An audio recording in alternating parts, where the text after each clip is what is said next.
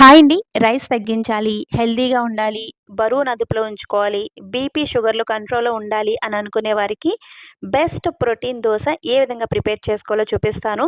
Morning బ్రేక్‌ఫాస్ట్‌లో కానీ, లేదంటే నైట్ డిన్నర్‌లో కానీ తీసుకోవచ్చు. చాలా చాలా హెల్తీ, అలాగే చాలా టేస్టీగా ఉంటుంది.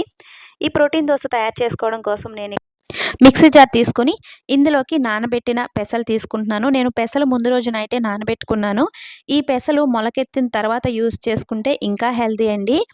పెసలు వేసిన తర్వాత ఇందులో ఒక హాఫ్ కప్ రాగి పిండి, అలాగే తగినంత సాల్ట్, కొంచెం వాటర్ కూడా వేసి మెత్తగా అలాగే పల్చగా ఈ విధంగా గ్రైండ్ చేసుకోవాలి. పిండి థిక్‌గా ఉంటే గనక తగినంత వాటర్ యాడ్ చేసి ఈ విధంగా పల్చగా కలుపుకోండి. ఇప్పుడు ఇందులో సన్నగా తరిగిన ఆనియన్స్, పచ్చిమిర్చి, జీలకర్ర, అల్లం ముక్కలు, కొత్తిమీర యాడ్ చేశాను. మీరు కావాలంటే మీ దగ్గర అవైలబుల్ ఉన్న వెజిటబుల్స్ అన్నీ కూడా సన్నగా తురిమి ఇందులో మీరు యాడ్ చేసుకోవచ్చు. ఇప్పుడు ఈ పిండిని ఈ విధంగా దోస పెనం పైన పల్చగా దోసలాగా పోసుకోవటమే.